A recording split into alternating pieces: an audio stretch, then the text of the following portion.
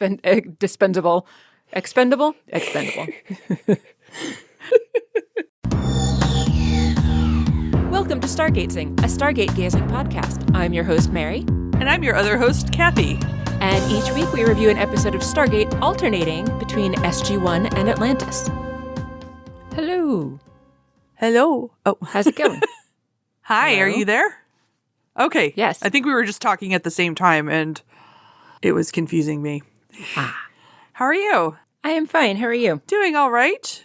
How is Excellent. the Valley of the Stars do? Stardew Valley is excellent. I'm trying to finally get the perfect score, which there's only one task that I have left to do, which anyone who's played it will know what the Flower Festival is. And I need to get the recipe for the Scarecrow at the Flower Festival. And I realized that in late spring, I think like a week after the Flower Festival had happened. So I've just been trying to power through an entire year with literally nothing to do but trying to get through to the stupid Flower Festival. I did sleep through quite a few days doing that myself.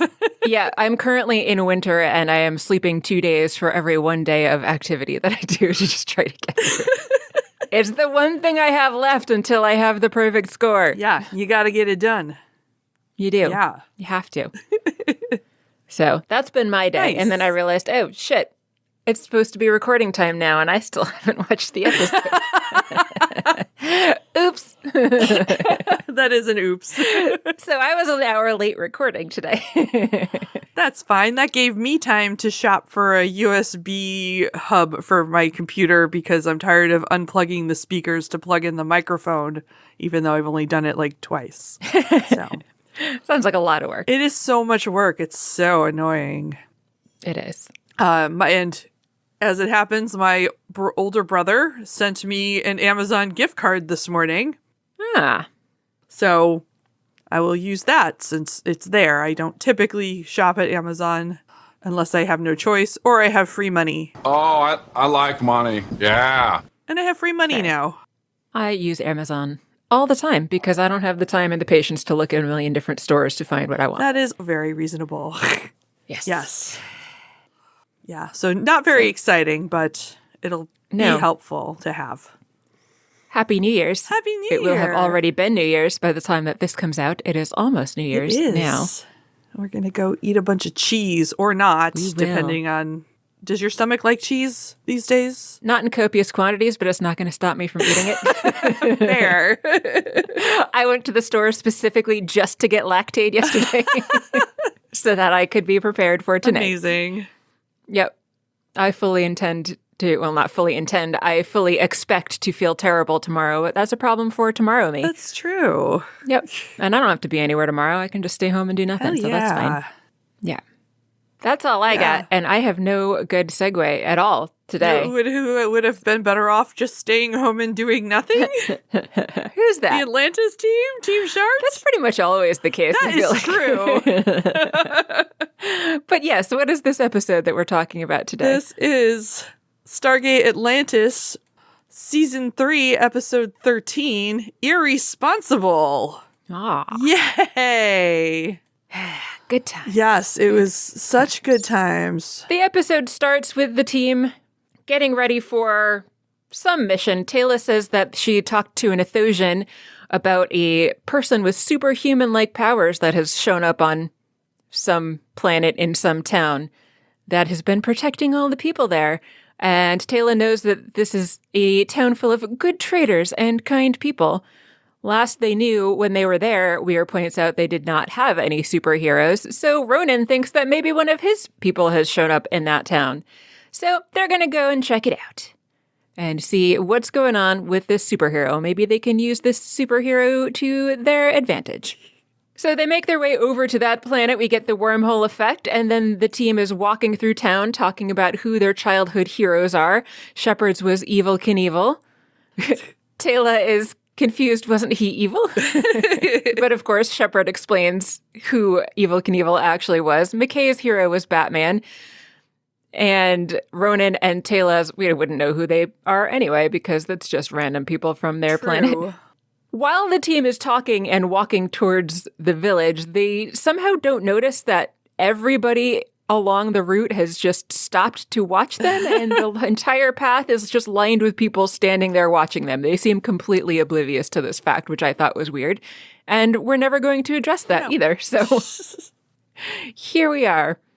They were walking down pavement too, which I thought was kind of weird because this is like really the only time we've seen a village that has pavement instead of like cobblestones or dirt. True. But it still wasn't a particularly modern town, so just seemed anachronistic to me, but whatever. Doesn't have to be perfect because it's some alien planet in some other galaxy. Yeah. At last, they reach the village and somebody greets them and asks what they're looking for in this village. He seems a little bit skeptical of people that he doesn't recognize. And Taylor tells him the reason that they're there, that several of her people have said that they're good and fair traders and that there's a hero protecting the town. Maybe we can meet this guy? Huh? Perhaps. Ronan says that maybe it's one of my people. So, yeah, that's two reasons why we're here. Trade and also to see maybe if one of my people is here. He's really excited about the prospect of it being one of his people. He really is. And I felt kind of sad for him when they get to the center of town and realize that, nope, it's Lucius. Once again, the crowd of people standing around him as he's telling stories of things that happened that weren't really things that he did. I want to know everything that's wrong with me. And everyone is enthralled. And the team is not pleased. No, they're not. And then credits. Credits.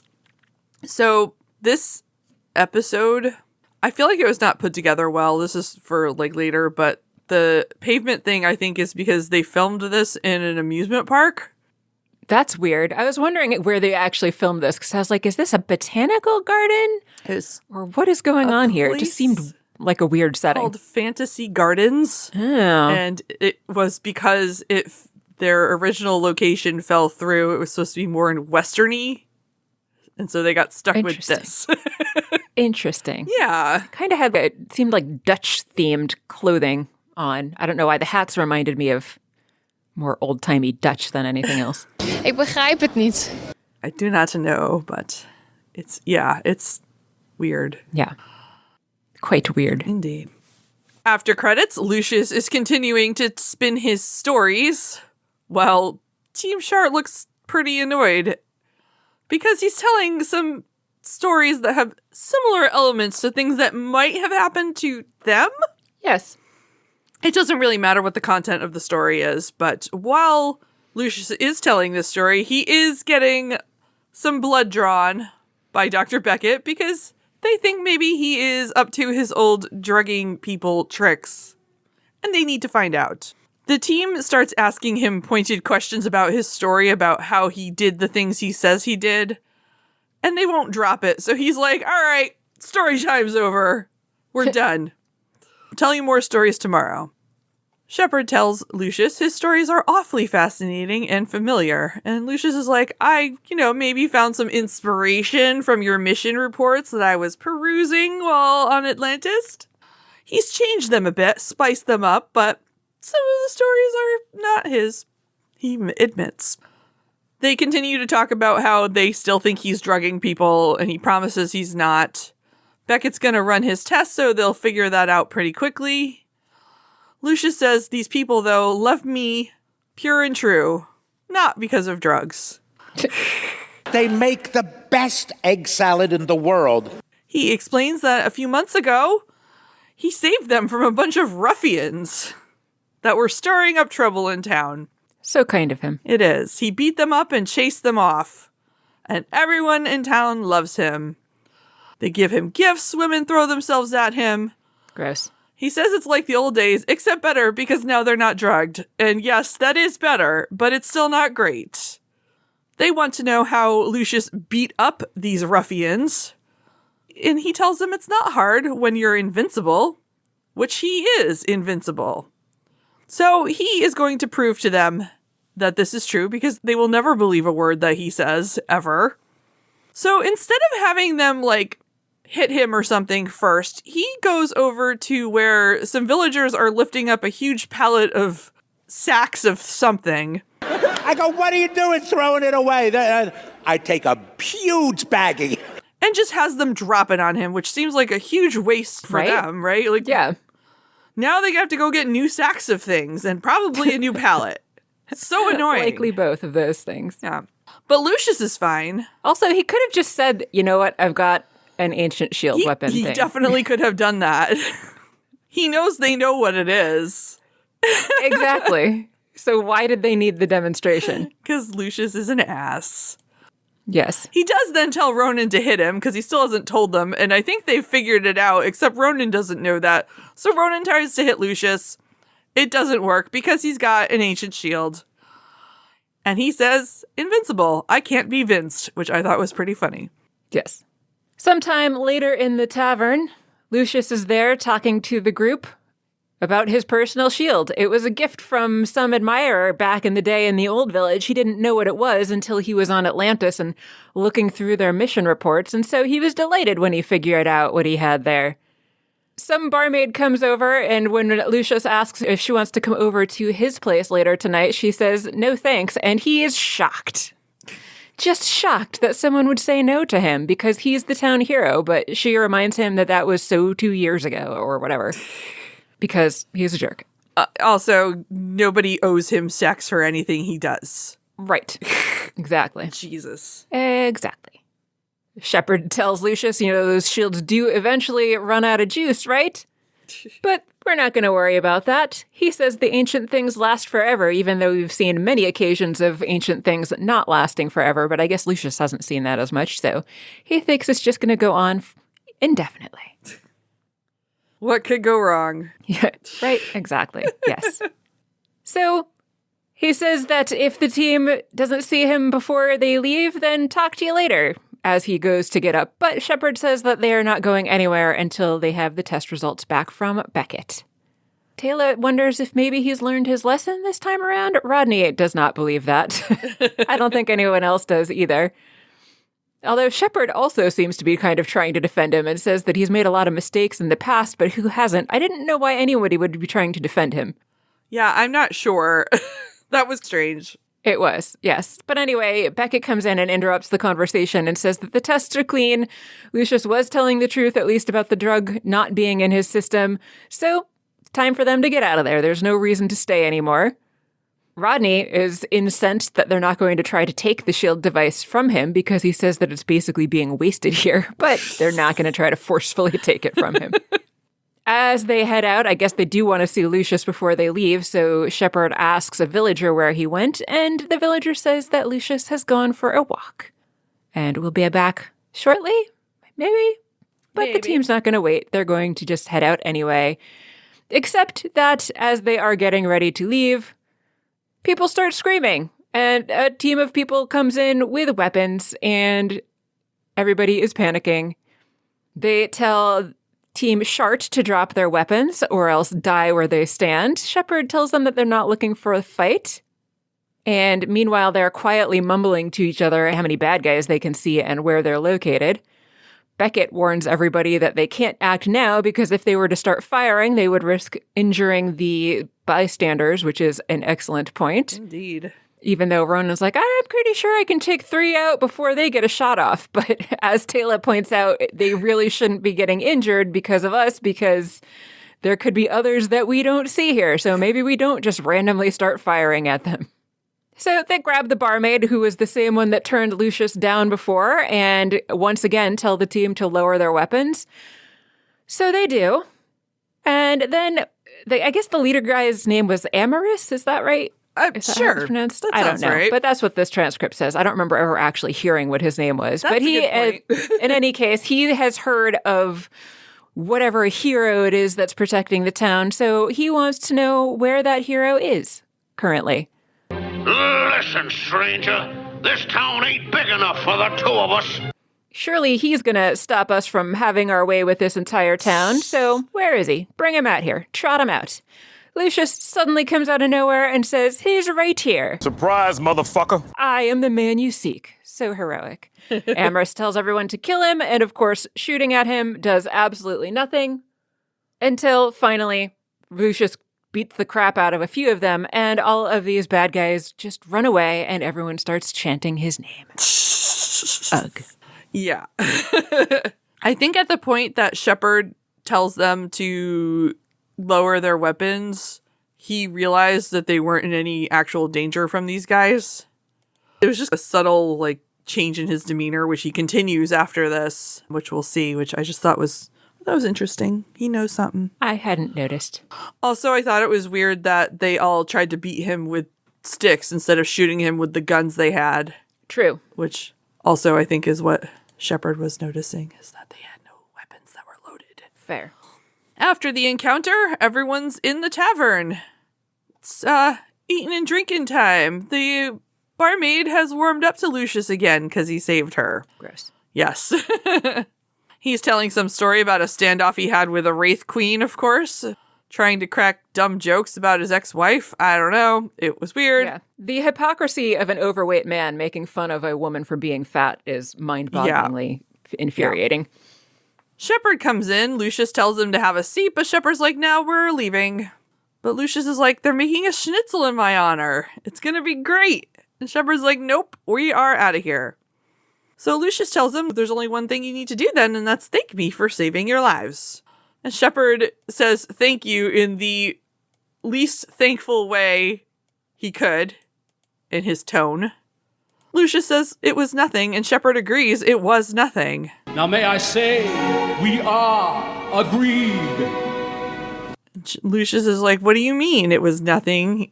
You were on your knees. Shepard agrees. So Lucius tells him you're welcome. And watch out for angry raiders on your way back to the gate.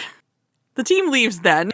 Yep. Lucius then decides he's going to go for a walk too, make sure there's no one around to cause any more trouble, and promises he'll be back. And he walks right over to the gang of ruffians he beat up. He tells them very convincing, nice job, it was all a ruse, who knew?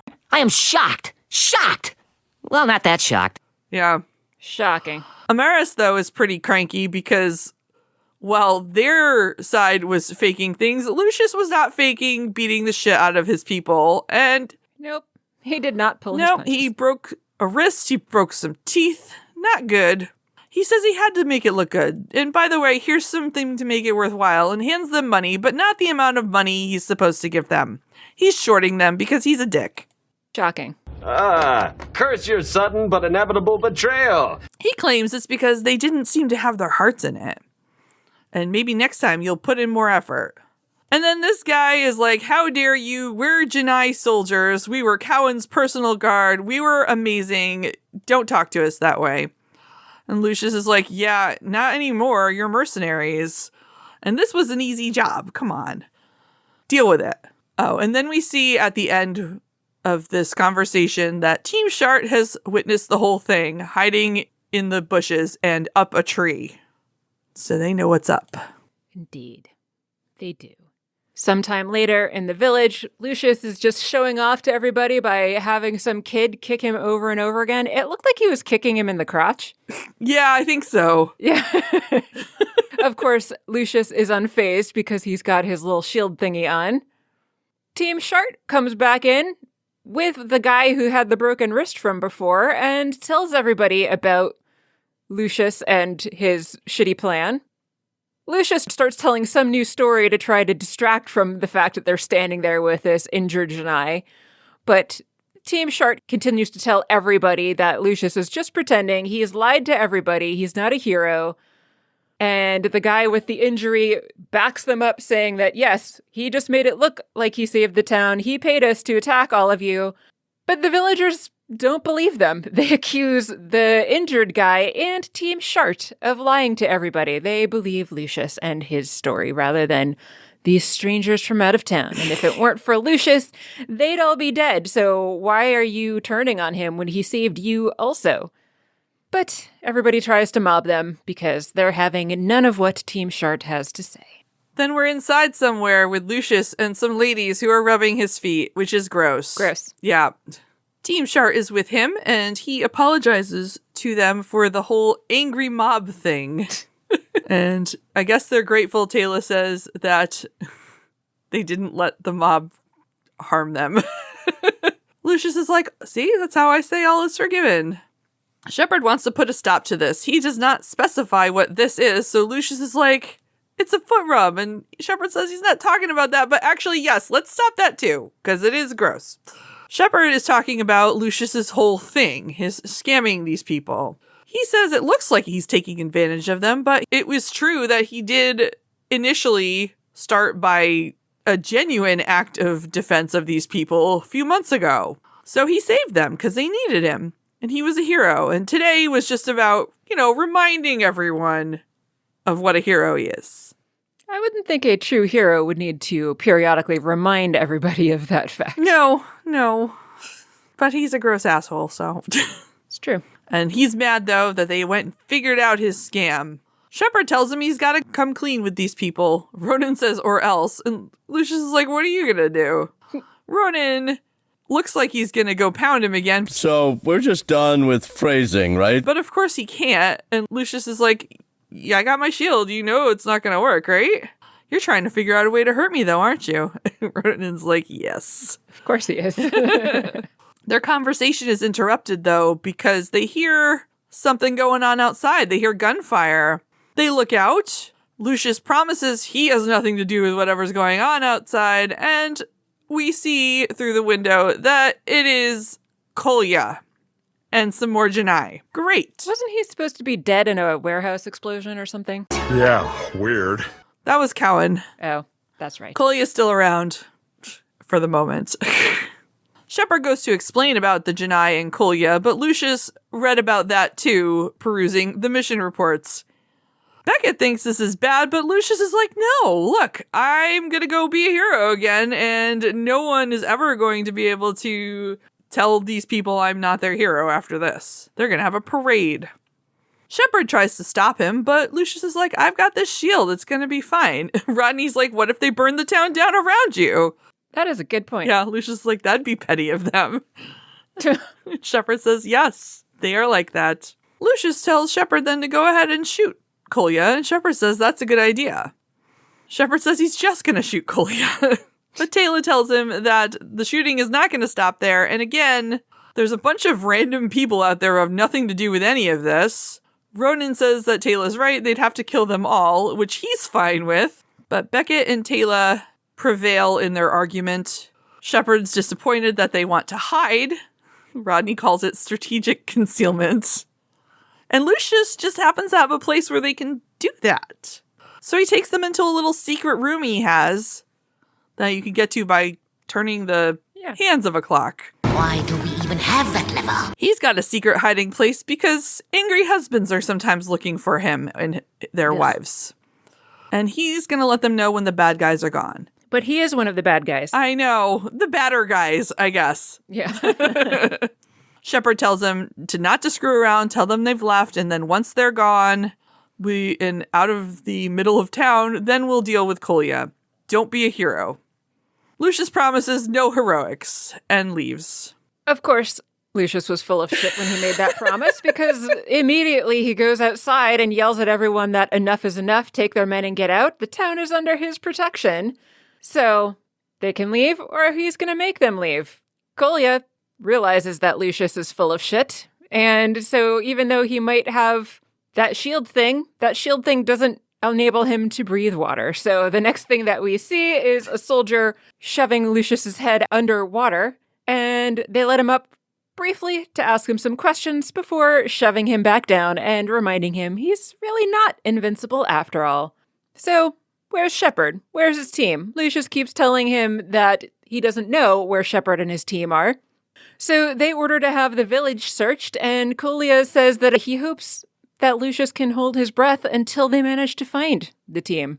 So, of course, we then go to a scene in Lucius's house where he has obviously given away where everybody was hiding, except that when they go enter that secret chamber, there's nobody there. So Kolya's team leaves, and we see a shot of Team Shart looking out over the village through an upper window. So I guess that they assumed that Lucius was going to give them up and hid elsewhere in the house anyway. Kolya comes up to Lucius, where he's sitting somewhere out in the village, to tell him that they weren't there. Lucius is actually surprised by that. Kolya starts asking him once again about the personal shield that he has and says it's very interesting. and wonders what happens if they bury him alive. The weight of the soil's not going to hurt him, but what about when he runs out of air? So that's not great. No. Lucius doesn't find that to be as fascinating as Kolya seems to think it would be. Lucius, though, suggests maybe using him as bait. How about that? If Shepard realizes that I'm in trouble, then they'll come and rescue us. So let's just do that instead. We're really close friends. Kolya seems a little skeptical that Shepard and Lucius would be friends, but maybe they're going to give it a try anyway. He was a good friend. We knew him well. Kolya wants to know exactly how. Lucius knows him so well that he could be best friends with Shepard, even closer than someone like Rodney or Beckett or any of the other team members, but he says that he's been on Atlantis, and it was the nicest place he's ever been, and it was great. He remembers everything about it, so Kolya wants to know more, which I thought was kind of weird, because Kolya's been there too, so... Yeah, I don't know what Kolya's game is there, but, ultimately he probably would retake Atlantis if he could, so... I know, but I don't know what information Lucius could have had about Atlantis that Kolya himself wouldn't already have. I don't know. Lucius did a lot of mission report perusing that I don't think Kolya did while he was there. I suppose. Then we're inside the tavern, where Lucius is talking to the genii, telling the same story about his overweight wife and a wraith queen.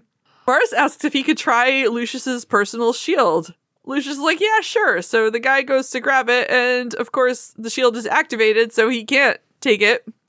And Lucius is like, yeah, you're gonna kill me if I give this to you, so no.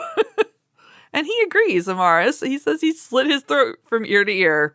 Lucius is very concerned about his predicament, even though he does have the shield. Obviously, they can hurt him, as we've seen. Kolya wants to get down to business. He wants to hear about Atlantis, like Lucius told him, but Lucius claims he's told him everything. And Kolya's like, well, then I guess I have no use for you, so I'm gonna get some rest before your funeral. And Lucius is like, please don't bury me alive. I don't deserve that. Nobody deserves that, which is true. Nobody does deserve to be buried alive. No, that would be terrible. He says, banish me. That's what I deserve. But the genii all just leave him there, sitting in a chair. Shepard then comes in. I thought it was really dumb how quickly Shepard came in after they had left. Yes. Like, not waiting at all for Kolya and his team to get any distance between them. Yeah. It's very strange. And Lucius is like, you come to save me. And Shepard says, oh, well, yeah, I can't believe I'm doing this, but we gotta go. Lucius says he's tied to a chair, so Shepard bends down to untie him and sees that there is lit dynamite attached to Lucius's chair that's about to go, which I thought was very strange. Right? Like big sticks of dynamite. How did that get past? I mean, Lucius is in the chair, you can't see it, but couldn't you have heard that? Like, somebody had to light that. Right. How did he not notice? He said he legitimately had no idea it was there. So How weird. did you not know that it was there? And Shepard is like, well, I gotta go. Good luck with your shield, and runs out of the building, and it explodes. And then we see all of Team Shart being taken prisoner from different areas they were hiding. Apparently, their plan was not a good plan. Right. Because, once again, they did not wait nearly long enough for the genii to leave. No, it was a very weird plan. In fact, it seems like this was Kolya's plan to sucker them all in and blow up Shepard. And they fell for it very readily. Yeah. Wait a minute. How did this happen? We're smarter than this. Apparently not. What are you doing, guys? Seriously, they should know better. Yeah. They catch everyone except Shepard, of course.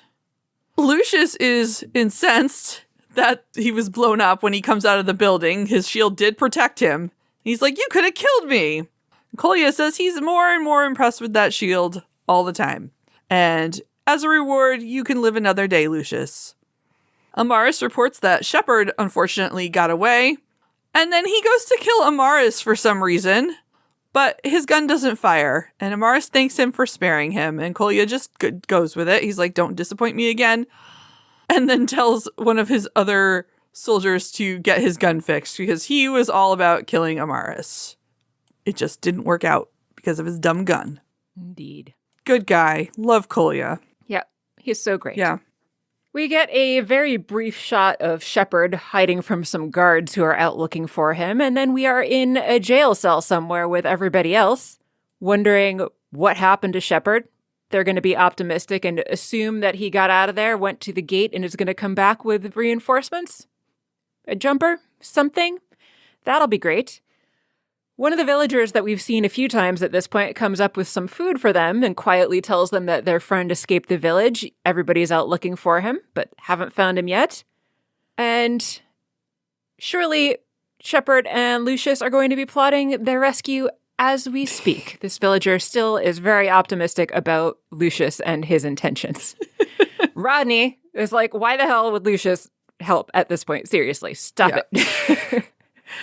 But the villager says, no, Lucius would never abandon us.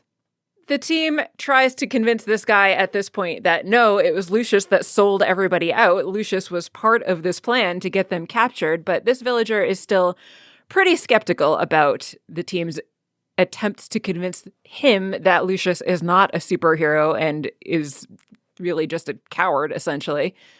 Taylor has a rousing speech for him at this point, though. Maybe it's time to place their future not in Lucius's hands, but in their own hands. That the only thing we have to fear is fear itself. The villager is not very convinced about that. He doesn't think that he and the rest of his friends, family, whoever are in the village really have any chance of defeating the soldiers, but they convince him that with their help, they can beat those soldiers, even without Lucius. The villager asks why they didn't help rescue them before, and Taylor says, as we already heard her say before, that they were concerned for the villagers' safety, so they were trying to avoid any unnecessary firefights in the middle of town for good reason. But this guy is still very skeptical and says that it's still best to just wait for Lucius to return and save all of them. Yeah. It's gonna go great. Yeah. Outside the village, Shepard is continuing to hide from genii soldiers. And then Lucius runs into him. He promises he knew nothing about that bomb and didn't know what they were doing under his chair.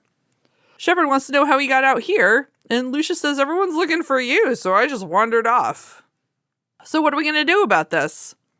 Shepard says, I'm going to go to the gate, get by Kolya's men, and call for reinforcements. Lucius is like, reinforcements? Maybe we just leave? Shepard's like, my team?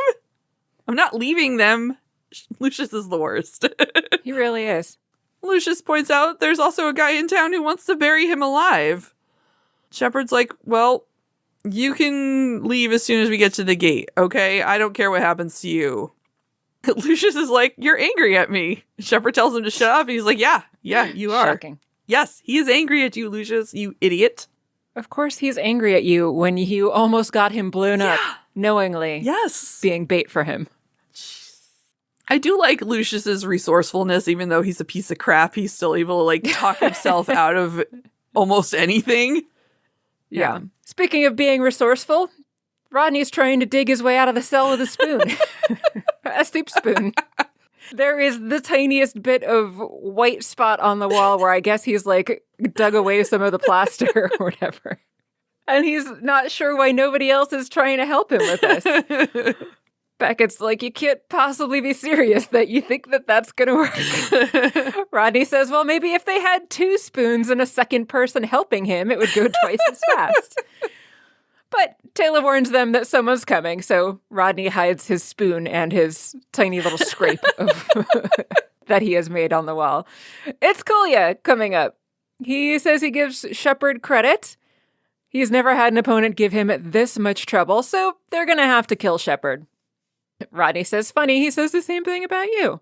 But Kolya goes ahead and gets on the radio and calls to Shepard and basically just threatens to kill everybody here if Shepard doesn't show himself.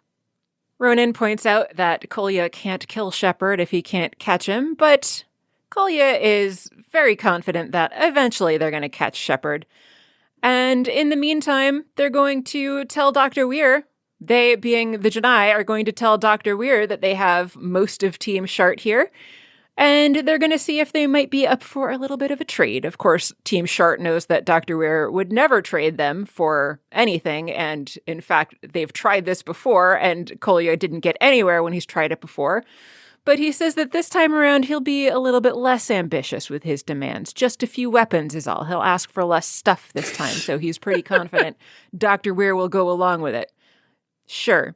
Yeah. Beckett says that he's sure that while they've been standing there having this lovely little chat, Shepard's probably reached the gate already, but Kolya guarantees them that that's not going to happen either. We get a very brief scene of Lucius and Shepard at the Stargate, which they realize is very heavily guarded. So that's not going to be as easy as they had expected it to be.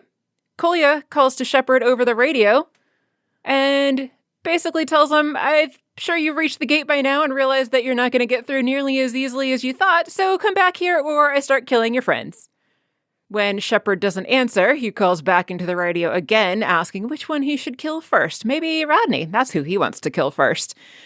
Shepard, realizing that Kolya is not bluffing, calls back to Kolya to say that he's on his way back. Kolya recommends that Shepard not keep him waiting. Rodney is like, was this really all about just killing Shepard? Kolya says, yep, absolutely. That's all I really wanted was to just kill Shepard. Neat. And also maybe some weapons for Dr. Weir, but really it's just about killing Shepard. Yeah. Oh, Kolya, you're the worst. Except for Lucius. Although, yeah, you're worse than Lucius in different ways. Yeah, I would say they're equally bad, but yes, different ways. Lucius at least isn't like a killer, a flat out murderer.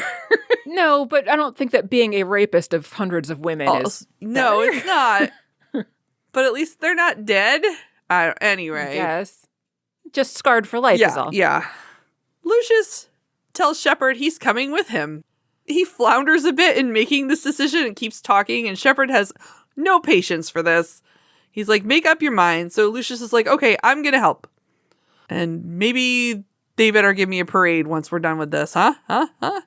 Then we're back at the jail.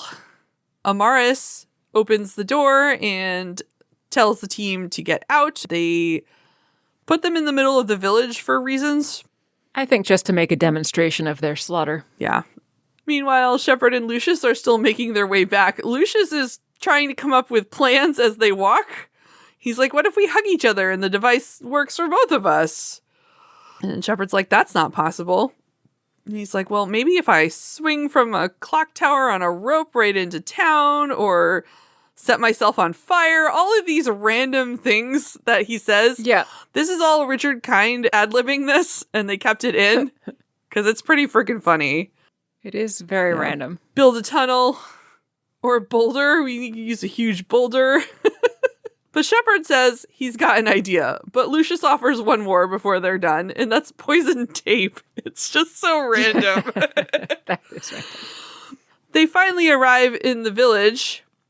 Lucius goes into one of the buildings and meets up with his biggest fans, that one guy and the barmaid, and tells them he's there, but they're going to have to save themselves this time instead of Lucius doing the work.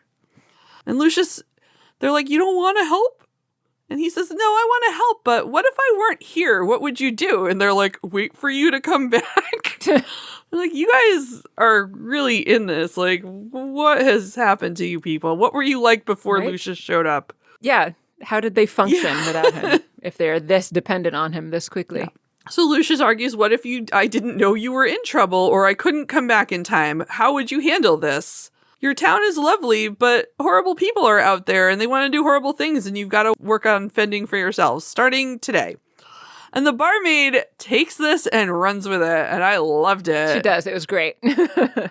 She's like, we've surrendered our independence by allowing Lucius to have this responsibility, and we need to take it back, and we need to take care of ourselves. It's great. It's so good.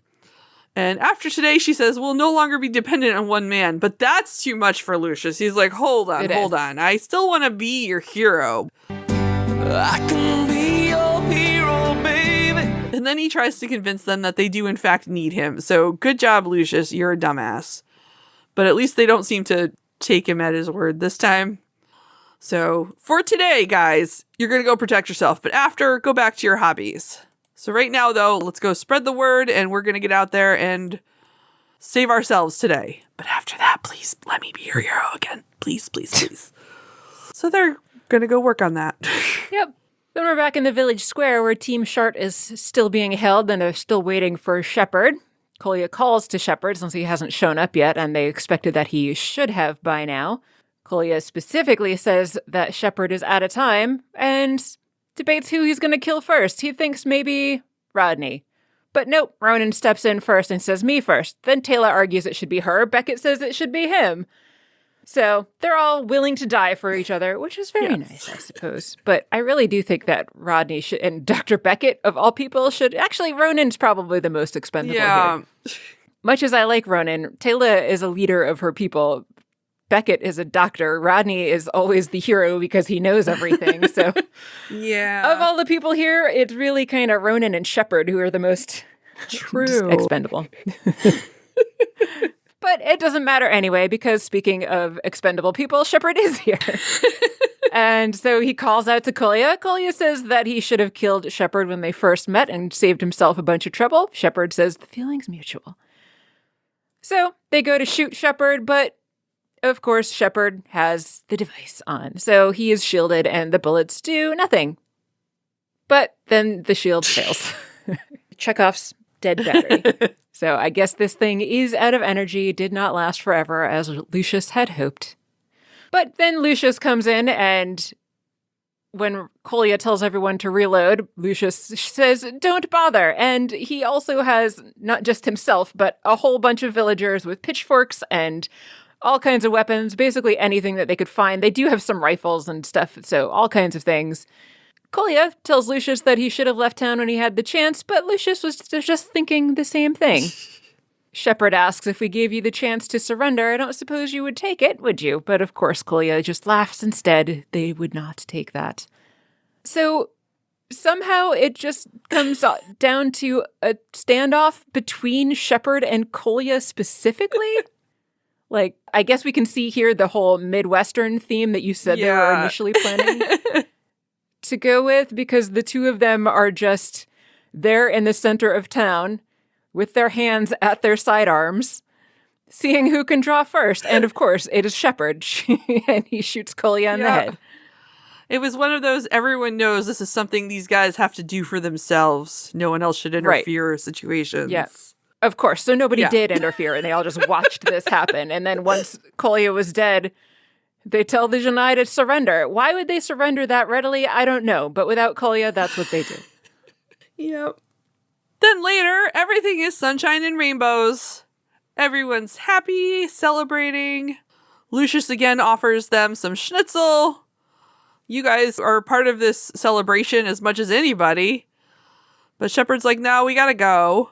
Shepard tells him to stay out of trouble, or they promise they'll be back. Lucius reminds Shepard, though, you might be forgetting something. And Shepard's like, oh, right, yeah, your shield, here you go. Lucius calls Shepard a good and honest man. And he says that Shepard's made him a better man. Shepard is like, I don't care, bye.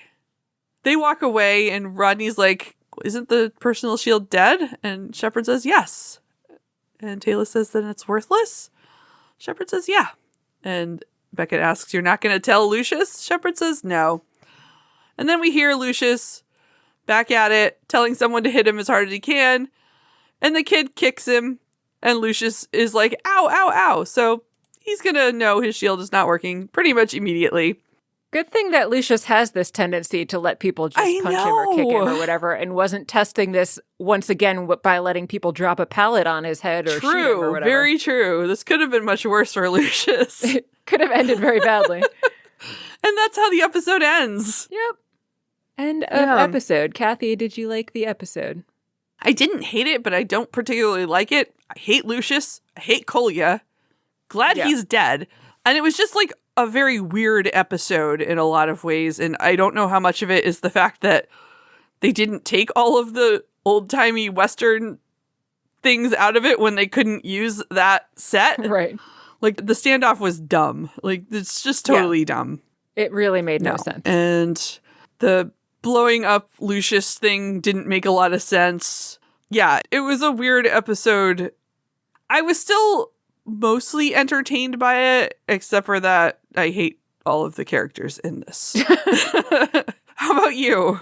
Yeah, not a great episode. I don't know if you've noticed exactly how short this episode was, because so much of it was just Lucius bloviating or back and forth about people trying to convince other people that, like, no, he's not a hero, or yes, you guys should stand up for yourself. So it was just very repetitive dialogue on the part of, like, Team Shart with the villagers, and it was just a lot of Lucius telling nonsensical stories that didn't matter. And then they reused the same story. So that was also repetitive. Once again, it felt like they were really just trying to kill time by just adding in a lot of filler dialogue because they didn't have a real story here. Yeah. And so I did not think it was a good episode for that reason. It's weird to have Lucius and Kolya in the same episode.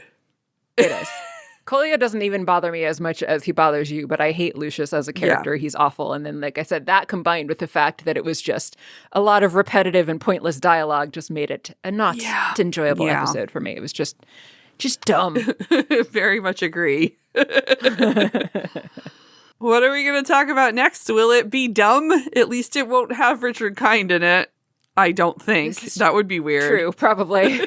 He just pops up peekaboo on SG1. That would be random. Next is Season 10, Episode 14, The Shroud. According to TVDB, when SG1 discovers that Daniel Jackson has been turned into a prior of the Ori, they must determine whether or not his plan to destroy the Ori is genuine. Okay. Weird. Let's see what the booklet has to say.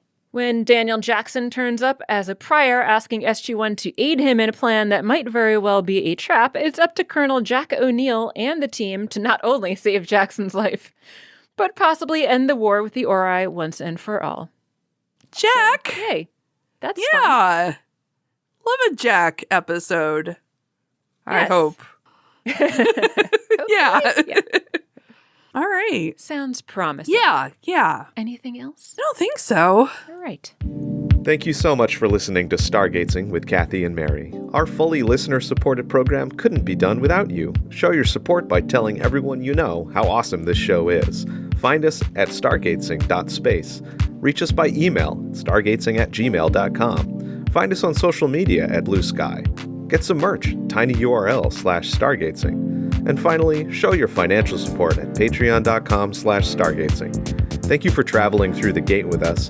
Catch you next time on Stargazing with Kathy and Mary. I'm Mary. I'm Kathy. And you've been listening to Stargazing, The End. The End.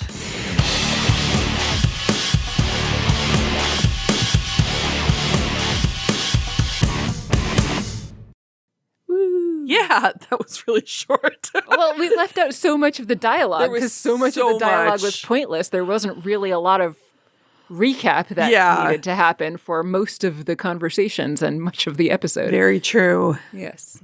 Yeah.